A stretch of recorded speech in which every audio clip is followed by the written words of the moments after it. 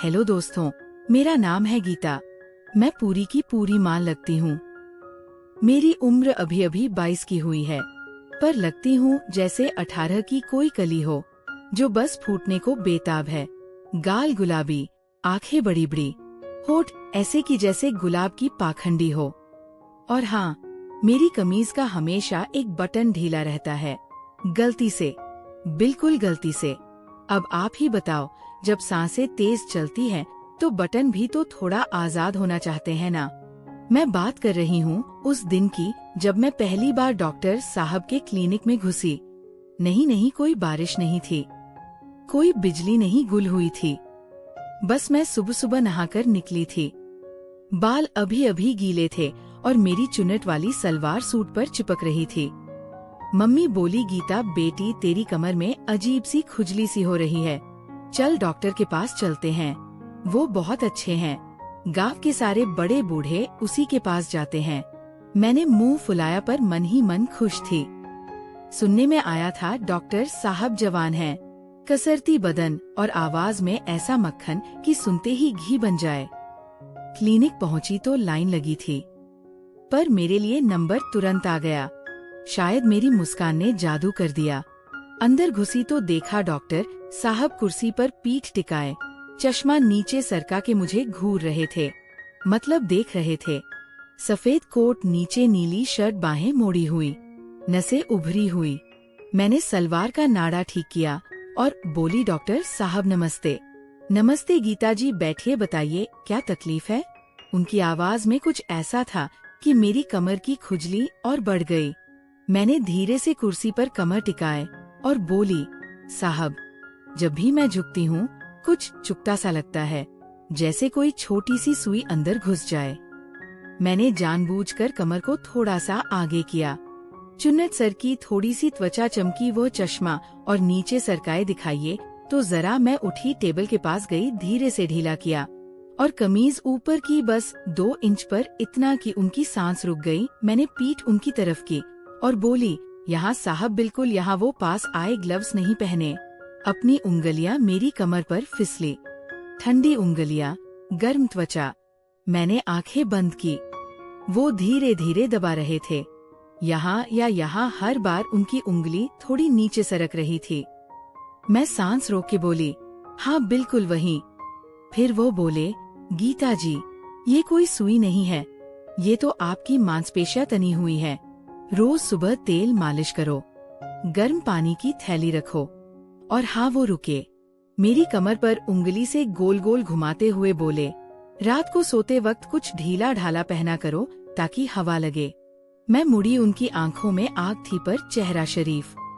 मैंने शर्माते हुए पूछा, क्या ढीला ढाला। साहब वो हंसे, जो आपको आराम दे। मैंने दवाई ली और निकलने लगी, दरवाजे पर रुककर बोली, साहब कल फिर आऊं। वो बोले, जरूर, पर सुबह 7 बजे क्लिनिक बंद होने से पहले। मैंने आंख मारी और चल दी। बाहर आकर मेरी सहेली गुड़िया मिली, बोली, क्या हुआ। मैंने कान में फुसफुसाया, कल सुबह 7 बजे फिर मालिश है। अगली सुबह मैं 6 बजे पहुंची। क्लिनिक बंद था, सिर्फ एक बल्ब जल रहा था। दरवाजा खटखटाया, डॉक्टर साहब ने खोला, अंदर कोई नहीं। वो बोले, आज स्पेशल चेकअप है गीता। मैंने सलवार कुर्ता बस चुन्नट ऊपर की और टेबल पर लेट गई। वो तेल की शीशी ले आए, बोले, आज हाथ से ही मालिश करूंगा, मशीन ठंडी है। मैंने मुंह पिलो में दबाया और बोली, जितना दबाना है साहब दबाइए।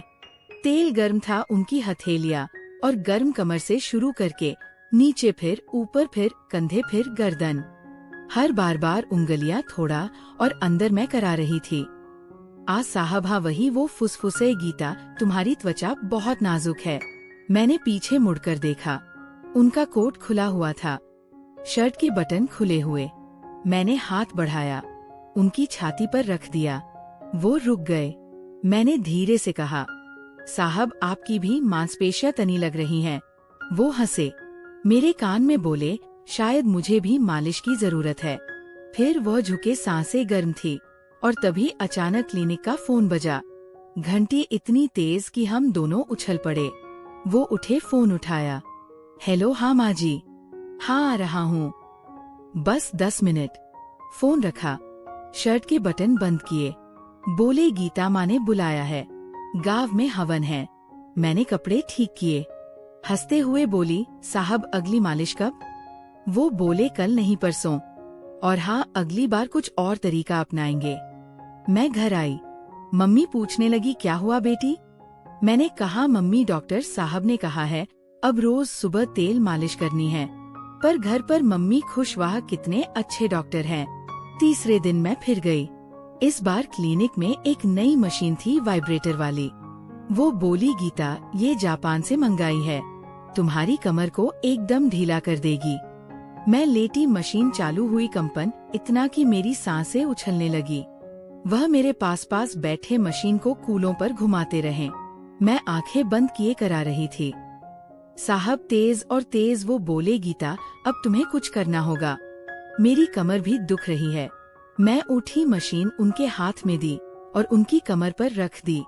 वो कराहे, आ गीता तुम्हारे हाथ जादू है। फिर हम दोनों हंस पड़े। वो बोले, गीता तुम्हारी तकलीफ तो दूर हो गई, पर अब मेरी शुरू हो गई। मैंने शर्माते हुए कहा, साहब मैं रोज आऊंगी, आपकी भी मालिश करूंगी। वो बोले, पर क्लिनिक में नहीं, मेरे घर पर। माँ पापा गाँव गए हैं 15 दिन के लिए। मैं घर आई, गुड़िया को बताया। वो बोली, गीता तू पागल है, वो तुझे मैंने हंस के कहा, चुप कर, कुछ नहीं होगा। बस मालिश पर मन में कुछ और ही चल रहा था। अगले दिन मैं उनके घर पहुंची। घर बड़ा था पर खाली। वो बोले, गीता आज पूरी मालिश होगी। वो तेल ले आए। मेरे कंधे से शुरू करके पैर तक हर जगह उंगलियां रुकती दबाती फिसलती मैं करा रही थी। साहब वहाँ नहीं है, वहीं।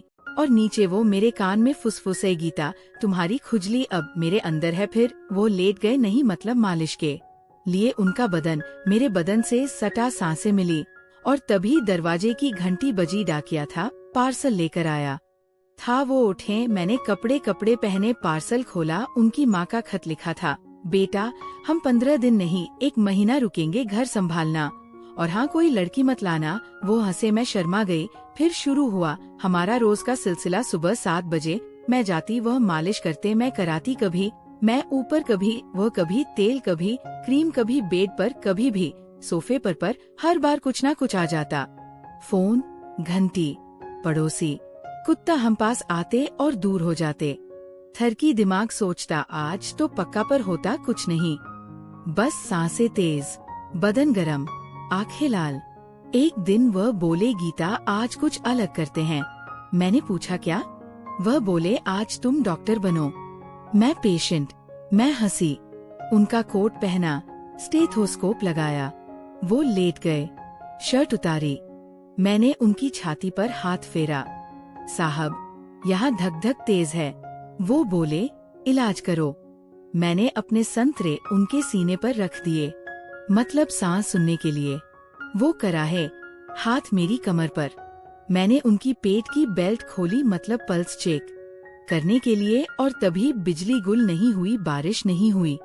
बस उनकी माँ का फोन आया, बेटा हम कल आ रहे हैं।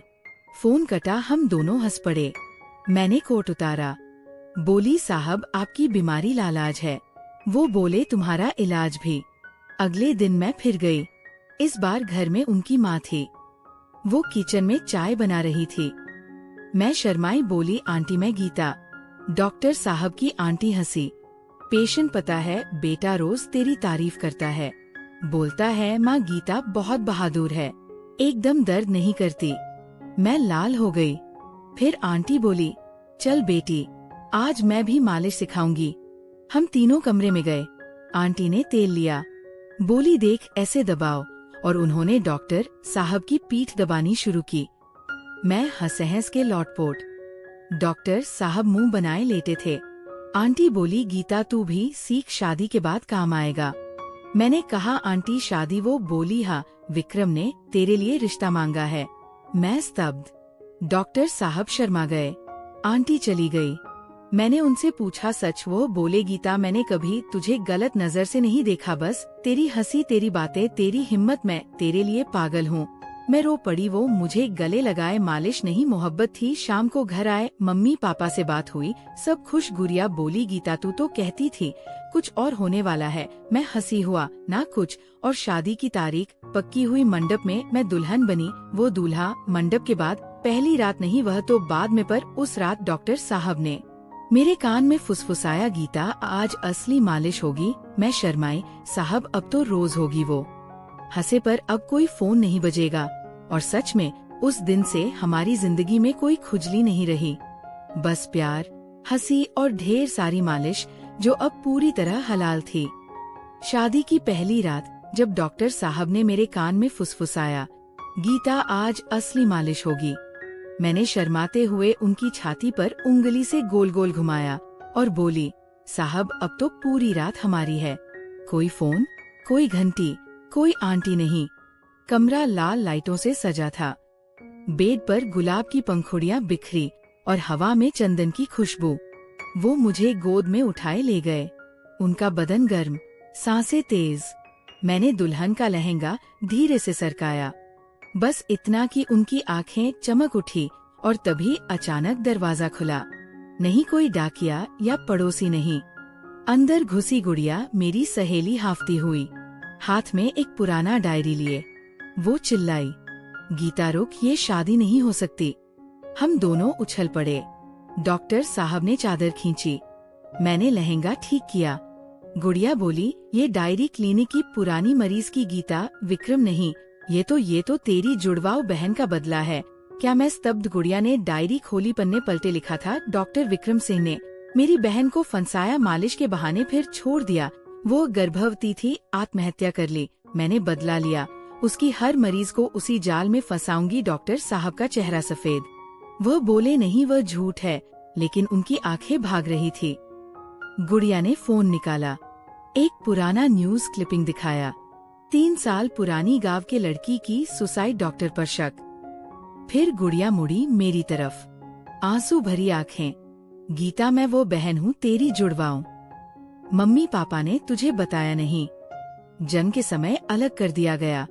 मैंने तुझे ढूंढा, क्लिनिक भेजा ताकि तू उसे फंसाए, जैसे उसने मेरी बहन को।